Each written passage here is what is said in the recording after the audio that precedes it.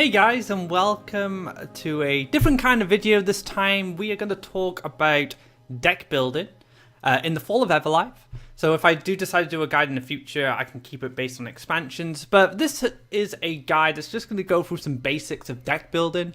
So if you want to build your own decks and try out your own creations and ideas, I'm trying to give you the tools you need to make a solid deck, or at least make a solid core to adapt on your concept and test it out and making sure you guys can compete in the Faeria ladder. Now this guide was at the request of a couple of community members actually, so I hope this guide will help them as well as you guys as well. We're going to be talking about all sorts of things from archetypes to win conditions, total Faeria cost of decks, cards that have kind of archetypes in mind and how you can identify them, and also land costs and stuff like that and how they affect the deck building. So a lot to cover. Let's just get into the deck builder and get started. Alright guys, let's talk about archetypes first before we start getting into any deck building. So archetype gives your deck a strategy to start off with. This is a good way to build your decks. Build it around an archetype so you have an idea of what your win condition is.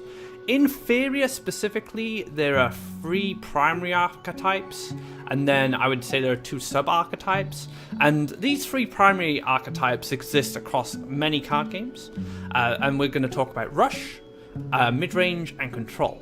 Now, Rush decks want to go down the middle. That is their primary goal. They build lands down the center, build special lands around your opponent's orb, hit the orb, and then win the game as quickly as possible before your opponent can stabilize. Rush decks are very good with yellow. Yellow has a lot of good tools like this guy. Haste has +2/+0 against gods, so if you hit an orb or hit your opponent's face, you're going to gain additional damage. We also have cards like the Origin Monk. Whenever this attacks a god, draw a card. So this kind of text indicates to you its strengths. This is going to be a strong card if you can get it next to your opponent's orb, which benefits the Rush strategy. Now, up next we have the mid-range strategy. Mid-range decks like to build on the wells, specifically one of their own wells and one of their opponents. So go down one side, fight for the wells, eventually gain an advantage in economy through Faeria, controlling the board, and then make a huge swing to finish the game off. Now in Faeria, mid-range decks are quite flexible. You can make them as aggressive or as controlling as you want, as long as they have that kind of big finish.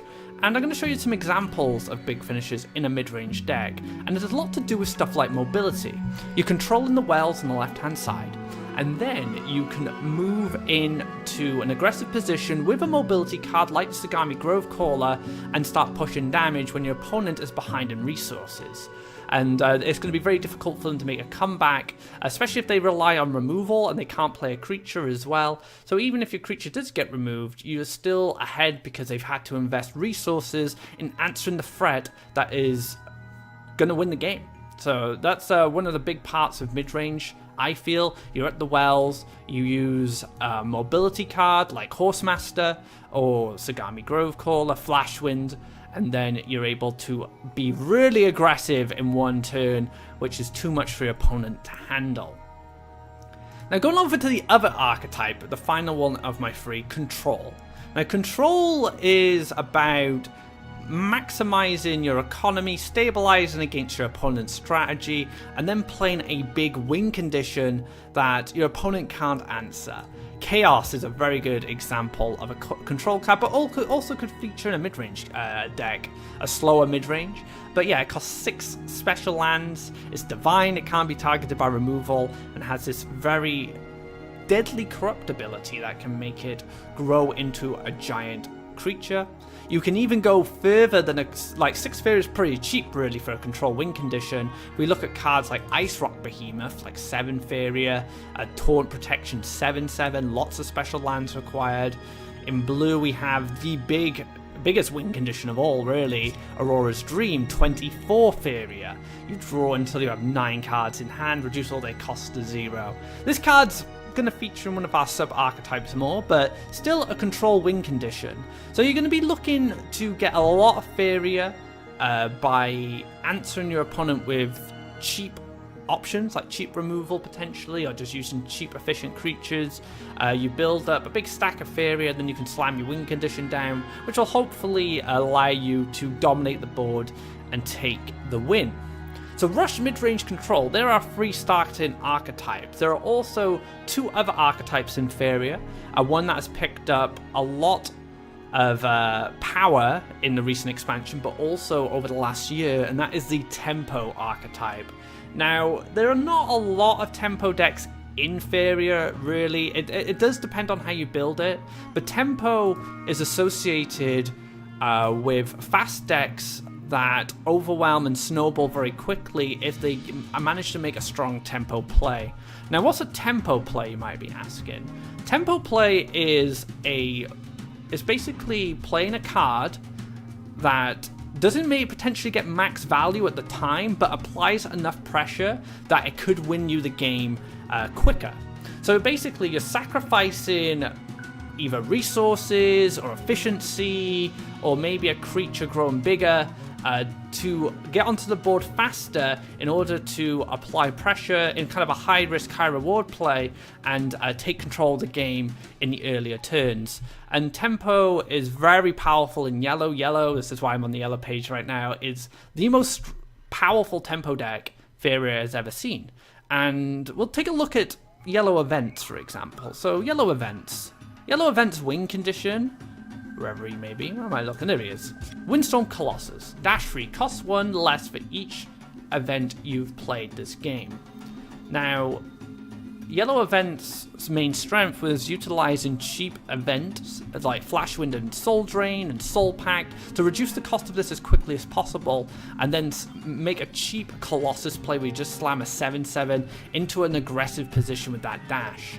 So that's why yellow events was often considered a tempo deck. But if we look at more modern yellow tempo decks, yellow tempo likes to use cards like Manta Rider. This is kind of, to me, Manta Rider is like a no-risk tempo play. You pay 5 Faeria for a mobile creature. If it gets removed, it's probably going to cost your opponent a lot of resources. So I wouldn't even consider this actually a tempo play. It's just a solid play. You can play around stuff like Firestorm, sure, but in most cases, if you and your opponent are even, and you play a Manta Rider, you're going to be ahead anyway. But Manta Rider, definitely a big part of the tempo strategy.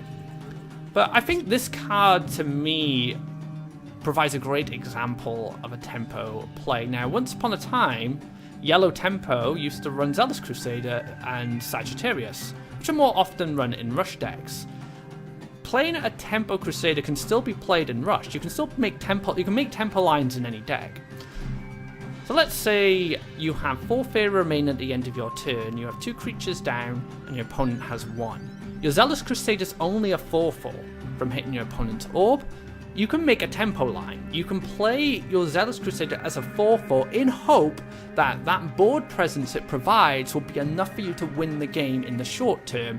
It's not a long-term investment. A long-term investment is waiting for this to build up its power boost from its +1/+1s, and take a massive Zealous Crusader later on in game, whereas a tempo Zealous Crusader is playing an early board control orientated Zealous Crusader that's not too big, but big enough to just provide problems for your opponent. Now, I didn't mean to go off onto a tempo tangent there, but I think understanding what tempo is very important to play in a tempo deck. And our last deck type, which I would consider a subtype, is combo. Now, combo decks revolve around killing your opponent generally in 1 or 2 turns, and there are a couple of them in existence. Ring of Fish can be associated with combo deck now because it combos. So when you play this card, you summon all these little fish around, but it combos with the Gift of Krakoa. So again, +1/+1 for every friendly creature, and then you can use a haste creature like Ninja Toad with these Gift of Krakoas being powered up from all the fish on the field to take a 1-turn kill. I actually have a video featuring a deck like this.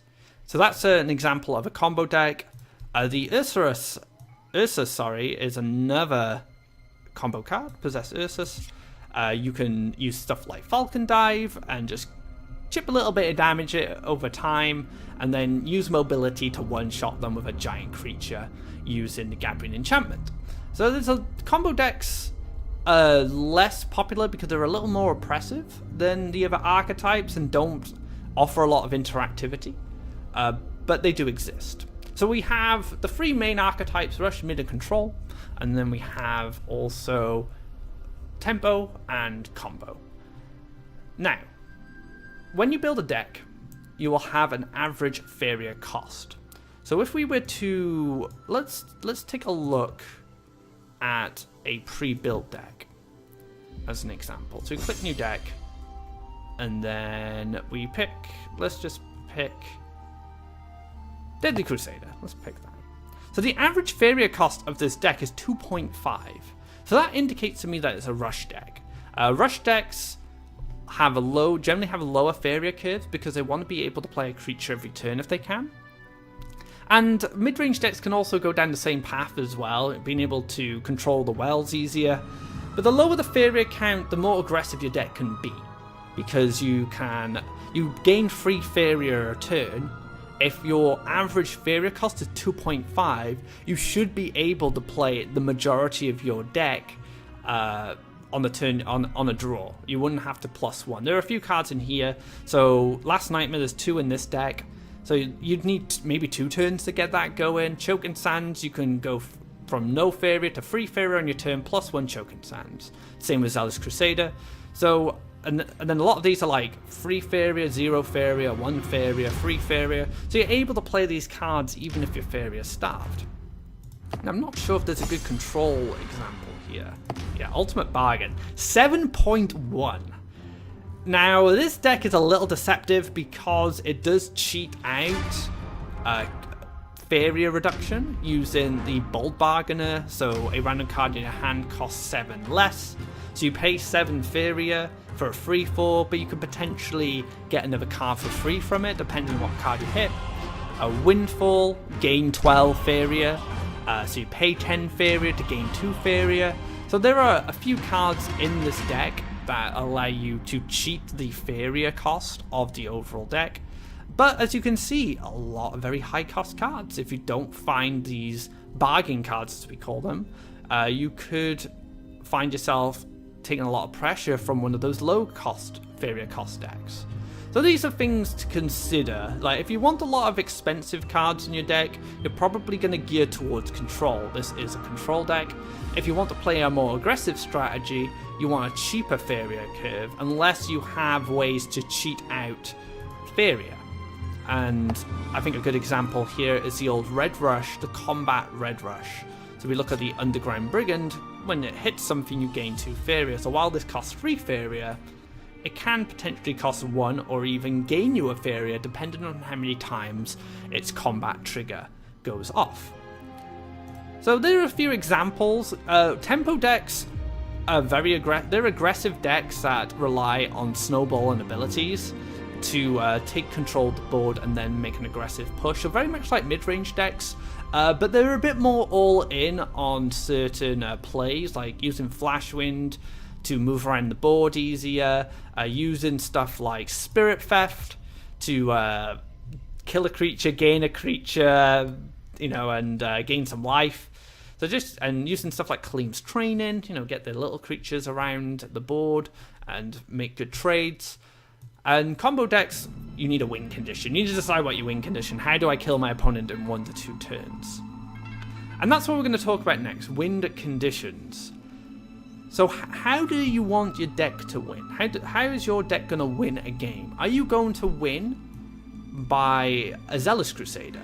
So a Zealous Crusader is a good example of a win condition, because the more times you hit your opponent's orb, the more powerful it becomes. So you can then build your deck around that concept. I need to hit my opponent's orb many times to get a big Zealous Crusader. Welcome to Yellow Rush. Another example of a win condition is Firebringer. This gains +1/+1 whenever you summon a creature with higher attack than life. So you can build a deck around high attack creatures, you play a lot of them, and then you can play a big Firebringer to finish off your opponent. Now these are very good, aggressive, kind of mid-range win conditions. Other win conditions can include cards like Runin, wherever she may be. The Relentless. You get Runin down, you let her die a few times, you keep building her up till she's too powerful for your opponent to deal with. Another good example of a win condition, more an unconventional one, is Voice of Hunger. Kill all your creatures adjacent to it, make this massive Voice of Hunger with a huge stat line, and try and overwhelm your opponent that way. Let's just have a look at the others. Day of the Dragons, one of my favourites. Summon the 4 elemental dragons to your hand. They cost 3 less and they become wild, so you're not restricted by the usual land types. So identifying your win condition, how you want to win the game, is a very important way of deck building. And there are a lot of pre-existing archetypes that you can use for inspiration. You could look at decks like, if you want to play an aggro deck, you could look at Yellow Rush and think, okay, like how do I build, say, a Blue Rush?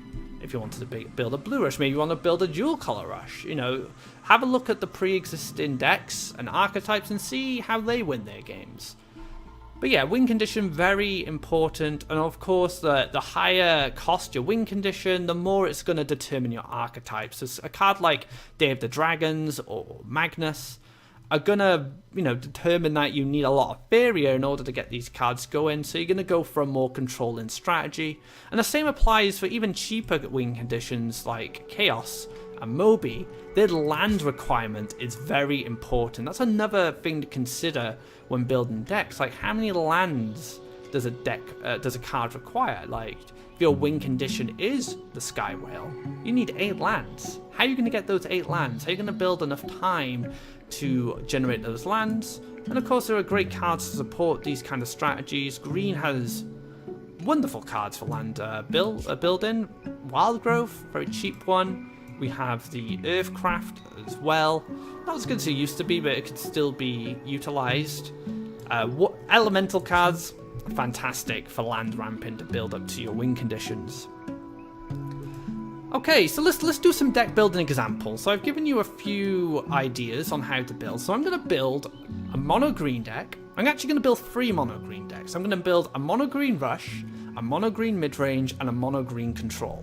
And I'm going to show you how different they are as I build them. For our first deck, we're going to take a look at Green Rush, or as I like to call it, Grush. A good old name I used to call Green Rush when I played it a lot a couple of years ago. Now, what's our goal? What's our win condition? We want to overwhelm our opponent with cheap creatures and use our power-ups to keep them alive and make sure they can push that orb damage.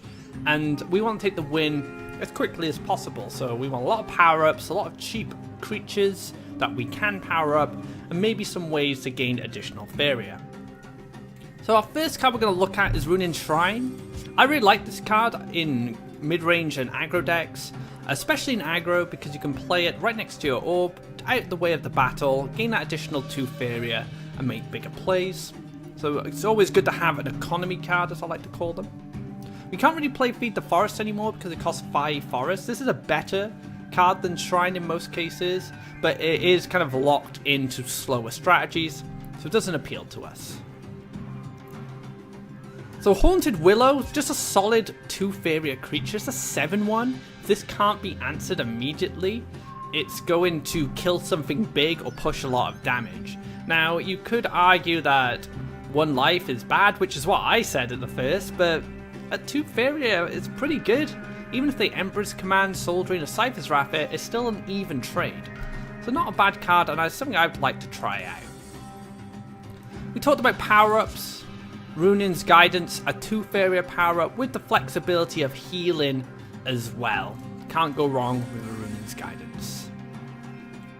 Sagami Warrior, very solid creature in both aggro and mid-range.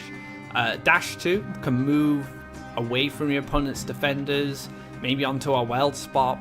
It has 4 life as well, only costs 1 forest, can get it down very early, so very solid creature. Elderwood Embrace, 2/4, 3 Faeria, can't fault it. Make your creatures more durable, make them harder to kill, make sure they can push that face damage. The Elderwood Embrace is going to go in. Now, Deepwood Stalker, fight an enemy creature to attack. It can clear out some threats, some small defenders. It can help take care of other creatures in combination with an active creature on board. So it could be useful. I'll put it in the deck for now, but we will be doing some trimming.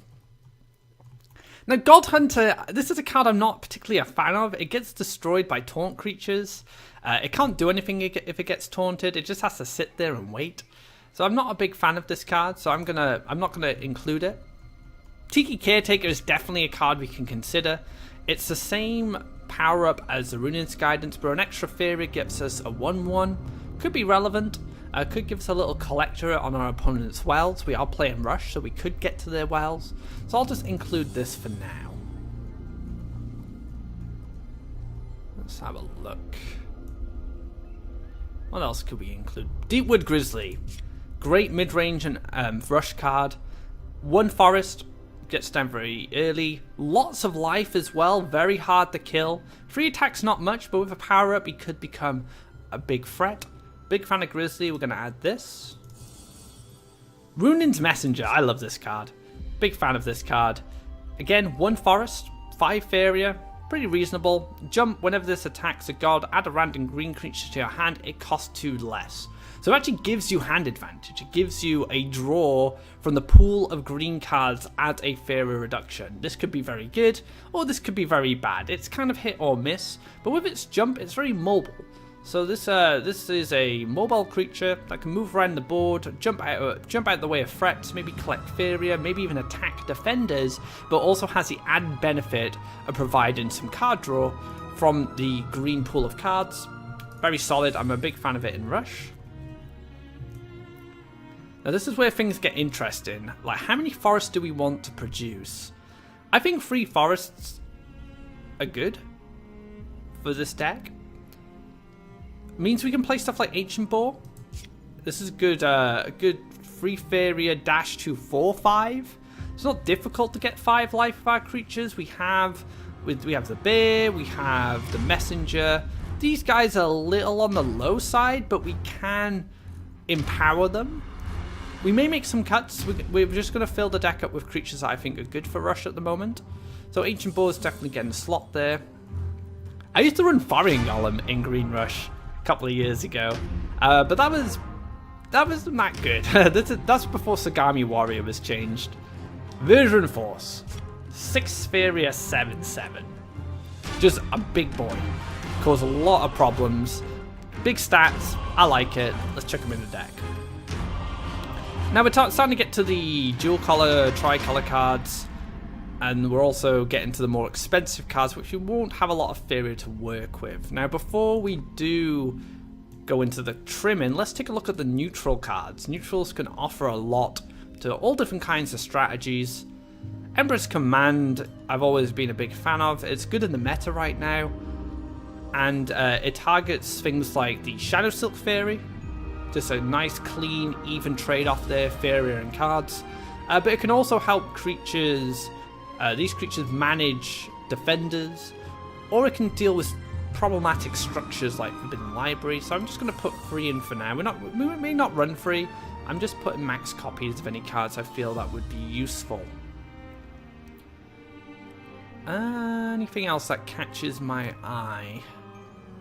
I think this card is pretty solid in any strategy, really. A 3 Faeria, 1 wild, corrupt, draw a card and gain 1 Faeria. If it triggers its corrupt, it's fantastic. If it doesn't, it's just a solid harvester. It's just got solid stats. This could actually be utilized in a Rush strategy, but I'm gonna leave it out for now. Maceman Maceman is a great Rush creature. 4 Faeria, no line cost, solid 4/4. Get that guy down, and he can cause some trouble. So let's stick that in here. We're probably gonna wrap things up at this card here, the Range Monkey. Probably, I would even argue, the best Rush creature in the game at the moment.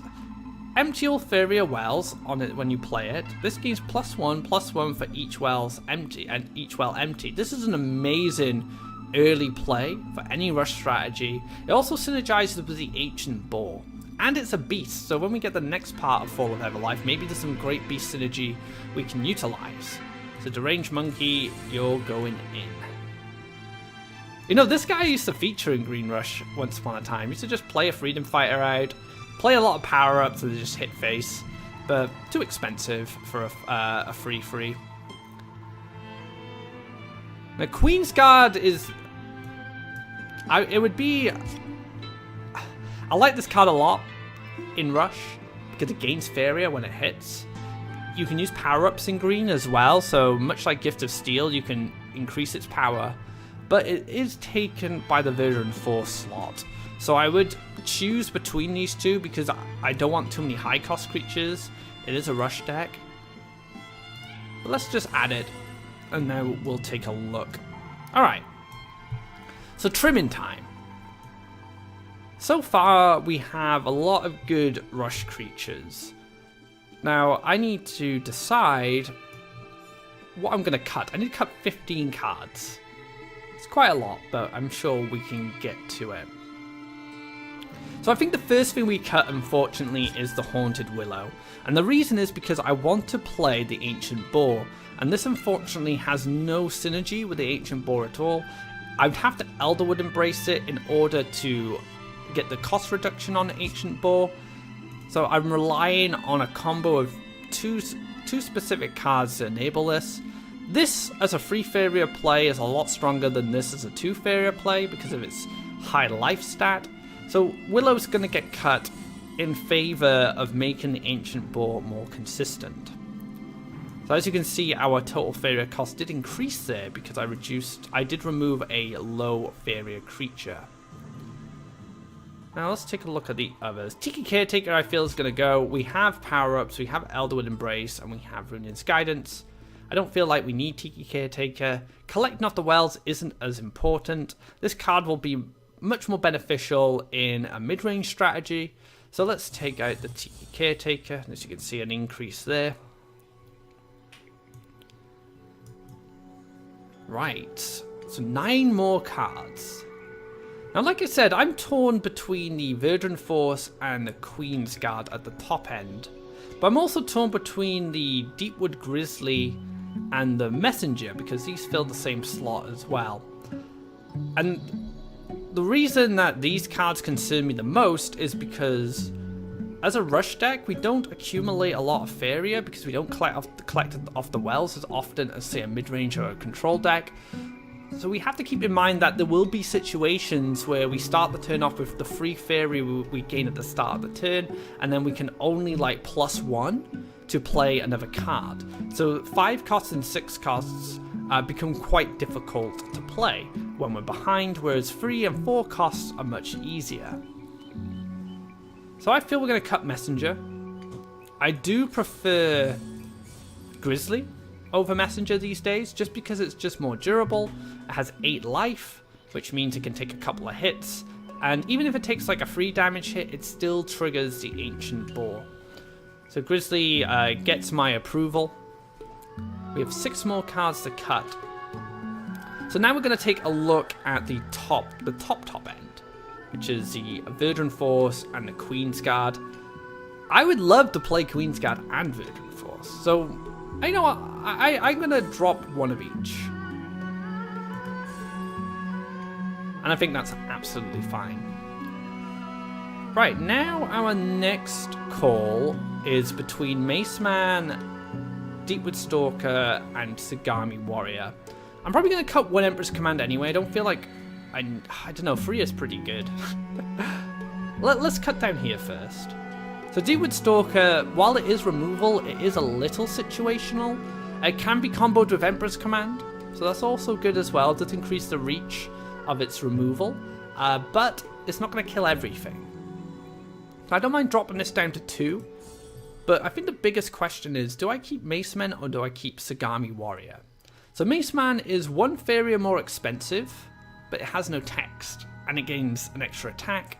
Sagami Warrior is 1 land, 1 Faeria cheaper, has dash 2, and is a 3/4. I actually feel like we keep Sagami Warrior here. We have the Deranged Monkey. So yeah, this is a 3.4. That's not bad. We could bring it down more. So if we cut these, let me cut the Queen's Guard a minute. Let me find them again before I cut them. 3.2. Let's say we added Campfire, for example. 3.1. So we could bring it down a little bit, actually, if we wanted. But the one thing to consider, I feel, which the Faeria calculation doesn't, the deck build doesn't take into consideration, is the cost reduction of this. So if we take these out, and we add 3 creatures that cost 3 Faeria, it doesn't matter what they are, just for the example.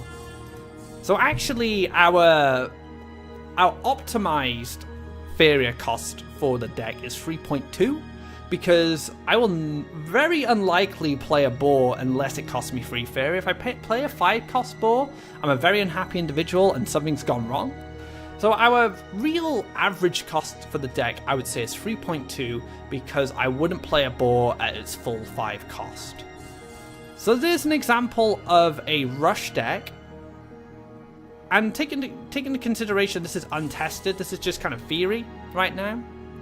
This has some of the cards I'd like to use in a rush strategy. And I managed to get the Faeria rate down to 3.2, not 3.4, because, like I said, I'm never going to play this, pay 5 for this. Yeah, and that is a rush deck. Now, this is paper. This is theory right now. And unless we take this into a game and try it out, we won't know how it performs or where to make those tweaks. But yeah, that is the rush deck. Let's take a look at a mid-range deck. Up next, we have our mid-range deck. Now, we can take more lands now. We can play slower, which gives us opportunity to play cards like Feed the Forest, instead of having to play Ruined Shrine. And we are going to start things off... let me get rid of the Mythics a minute. We are going to start things off with Feed the Forest.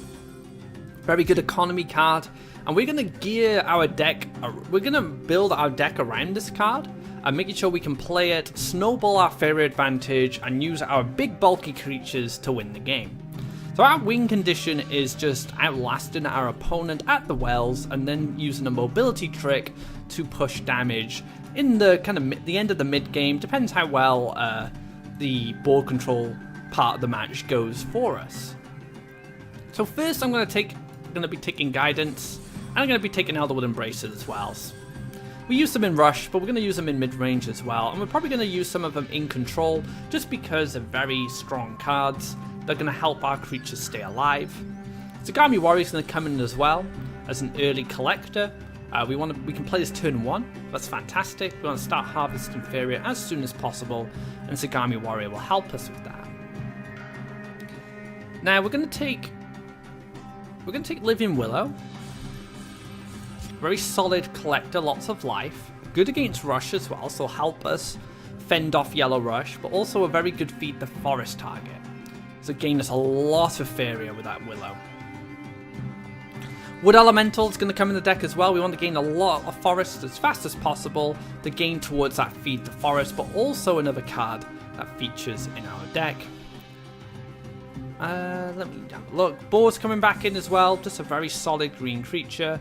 We have a lot of high life creatures. Well, we will have a lot of high life creatures that can utilize it. Grove Guardian. So a free forest 5 Faeria 5/6 taunt. 5/6 for 5 Faeria is very solid stats. It also has taunt to boot as well. Its biggest downfall is its forest cost, but we are gearing towards 5 forests. We have those wood elementals in the deck, so we'll be able to play this this card very easily. This is going to be one of our win conditions, Ruining the Relentless. Again, 3 forests, but we're building towards those 5 anyway. The dash to return to your hand when it dies, so if we're not playing against blue, we're going to be in a pretty good position for snowballing this card out of control. Another one of our semi-win conditions, but more so to hold the board, is the Thorian Golem. A 5 Faeria, 5 forest, textless 5/10. 10 life. This is durable. This is going to stick around. And we can feed it as well and gain tons of Faeria. So great synergy with Feed the Forest. Also helps our Ancient Boar.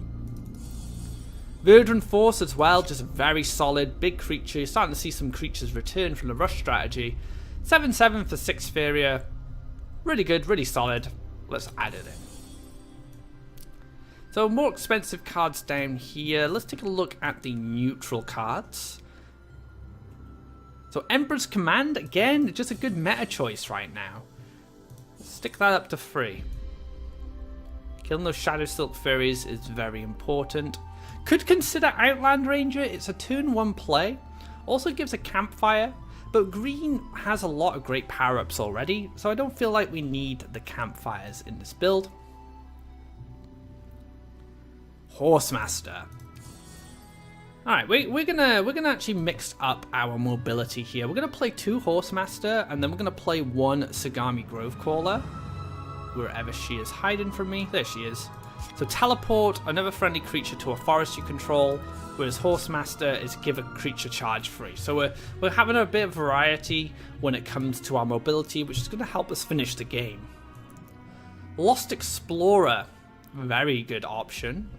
I'm gonna stick these in as well.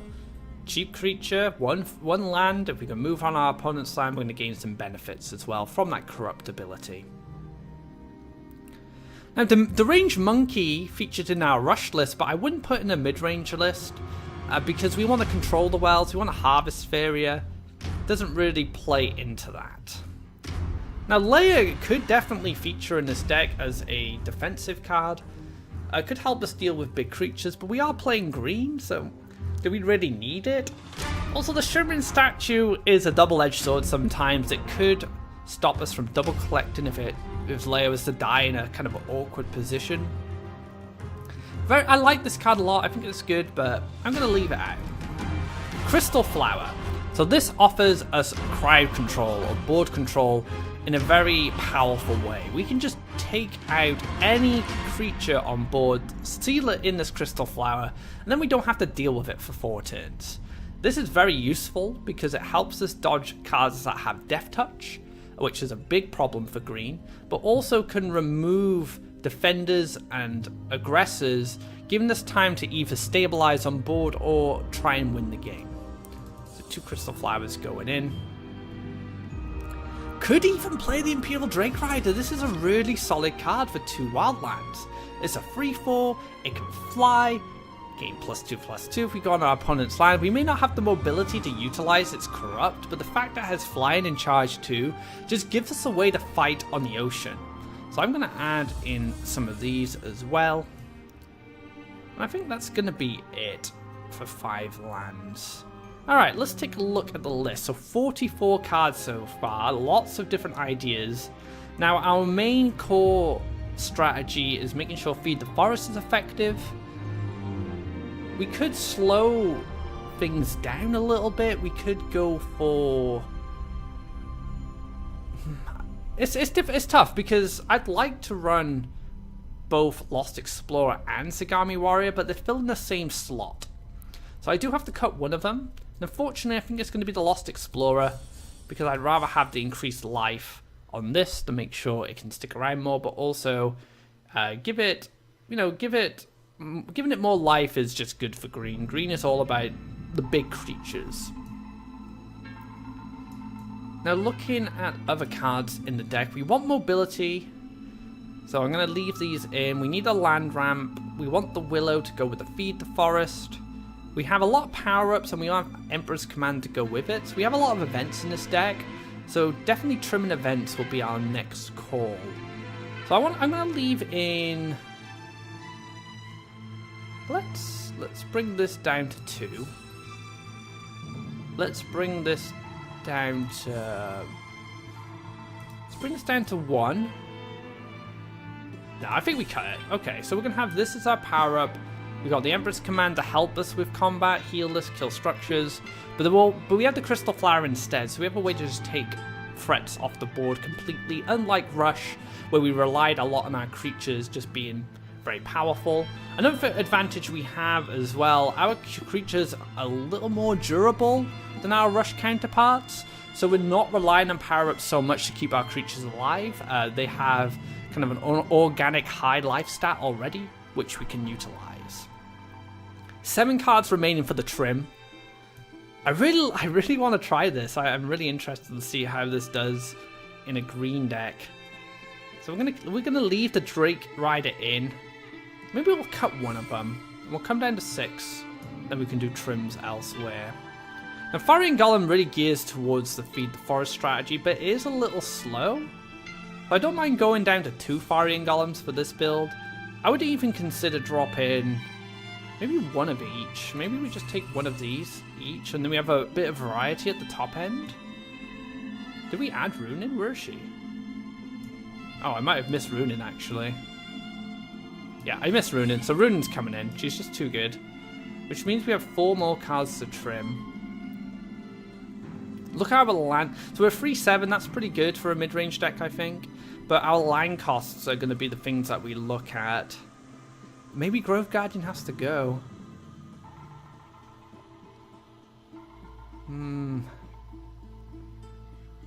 This is a tough one.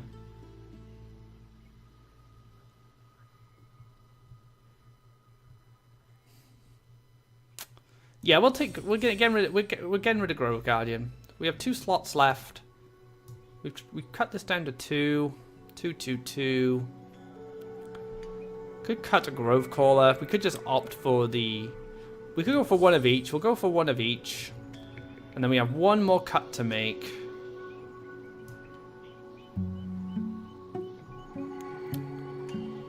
Let's cut a Wood Elemental. Now this... I'm not too convinced on how strong this deck is yet. I'm going to have to play it to get an idea. But the general plan is to go into the wells, fight at the wells with our creatures and power-ups, swallow anything that's a problem. If we get a Drake Rider, we can either use it to apply pressure, threaten the corrupt ability going off, or we can send it across the ocean to collect Faeria for us on a side of the map we haven't built lands on. Also can defend against yellow as well, which uses a lot of flyers. We have the boar, make some cheap plays, get a good, cheap, durable threat down. We have Runin as a win condition against certain decks that can't deal with it. Then we have the big boys, Faeria Golem and Virgin Force, to help either apply pressure or control the board. But a lot of our wins will probably come from using mobility once we've established control in between the wells. So that's the mid-range deck. Like I said, this is just all theory now. We haven't tried this in a match, so we won't know what we need to change until we play it. And you can get a feel for it. A good way to identify if a card doesn't belong in the deck is how often you get to play it. So if you have this card stuck in your hand over 5 games and not getting opportunities to play it, it probably just needs to be cut. There we have it. That is the mid-range. Let's move on to the control. Alright, for this deck we want a big payoff. We want to defend relentlessly, and then we have a big payoff card that will win us the game. That is the main idea. So for me, control decks need 2 key things: removal and good creatures that can defend. So we want creatures with high life or have an effect that can kill creatures like Death Touch, and we want removal. Now, green is a little starved for removal compared to some of the other colours, but it does have good options. So Deepwood Stalker is a pretty good removal card. And we can also increase its power. So that's going to be another thing. We want to extend the reach of this if we can. And a way we can do that is with Eridan, Voice of All. So that is an option for us. But not much else, actually. That's about it, really, as far as removal is concerned for green right now. So we'll have to dip into neutral. So Emperor's Command, you're going to see this card crop up time and time again. It's a very strong card. Helps us heal, deal with structures, can act as removal. Crystal Flower, again, another good piece of soft removal, I'll call it. It doesn't actually kill anything, but it does keep it locked away. And we can use Leia, Lady of Sorrows as well. Again, another way for us to get some time. Now going further down, Azura Skywhale. Big land cost, 8 lands, but we're going to be building towards our big win condition. So we have our removal here, and what win condition am I going for? I better talk about that. And it's going to be this card here, a mono green Tree of Everlife. Now, I'm not going to say this is the best win condition for a control deck, but just to give you an idea of how I would build a deck around this in a mono green. So we need economy as well. We need to build up a lot of Faeria and a lot of lands. So Feed the Forest is going to make a return here. And Living Willow, for sure. So these guys are going to be making a return along with Wood Elemental. Go up to 3 of these. We do want those lands coming down.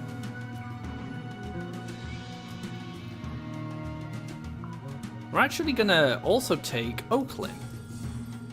Now, Oaklin is interesting. Last words, give a random creature in your hand +5/+5. So we're going to be using Oaklin as a way to push the power of our creatures to help us defend. But also, if we hit the Deepwood Stalker with the Oaklin, we get a very good removal tool. So Oaklin definitely coming in. Runin as well, she's going to join the fight for us. She is just a pain to deal with. If we can keep recycling Runin, we can keep cards in our hand, and she may be able to hold the line for us. Farian Golem, also very good. Good with Feed the Forest, very durable, pretty good. Alright, so now we have actually a pretty low average Faeria cost, which is not bad. Our main concern is land cost here. So a deck could have a high Faeria cost, but not have much of a land requirement. Whereas our deck has a very reasonable Faeria cost, but a huge land requirement. This costs 10 lands. We currently have only 3 cards that give us lands right now. So we're going to need more lands. And how do we do that? We have Wild Growth as an option. We have Vine Wall as an option as well. These two will generate forests for us. As for other cards, not many, unfortunately.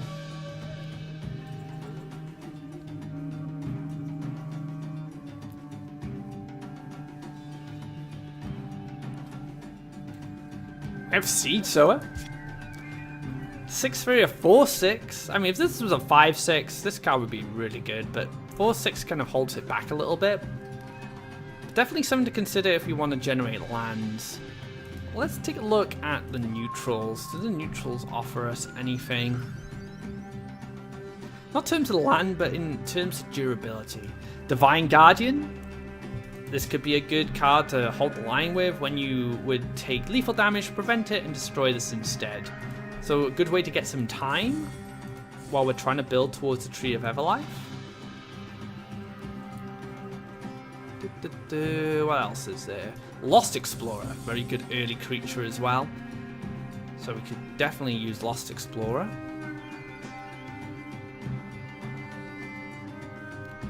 Don't really think there's much else here for us.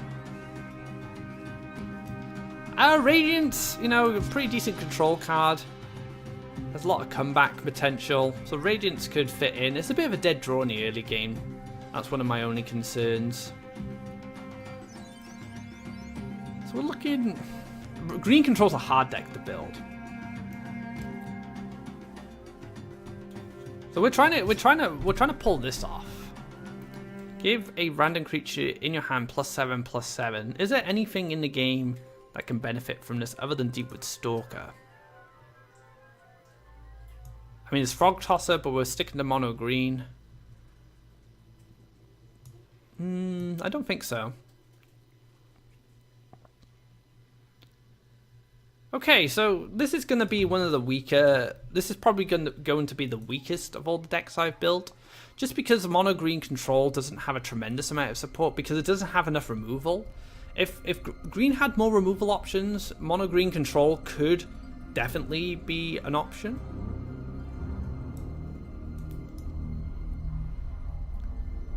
Looking a bit greedy on lands, that's all.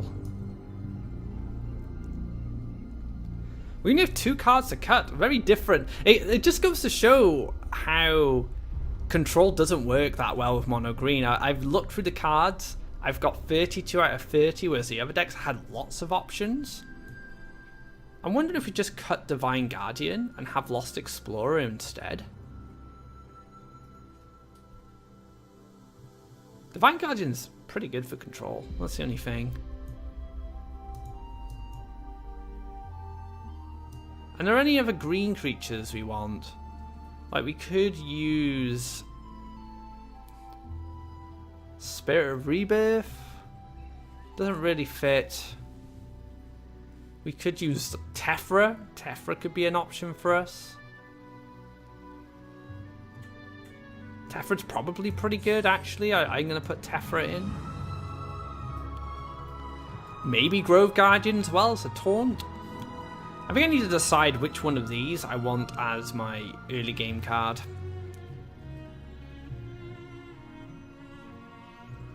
I'm going to take Divine Guardian, actually.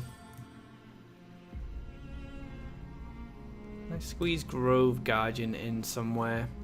We don't even have Elderwood Embrace in here. That's another thing. Okay, well, we'll call the deck. We'll call this at Control. I don't think it's very good. Mainly, like I said, because green doesn't have the options it needs to make a good Control deck. But yeah, that's an example of a green Control.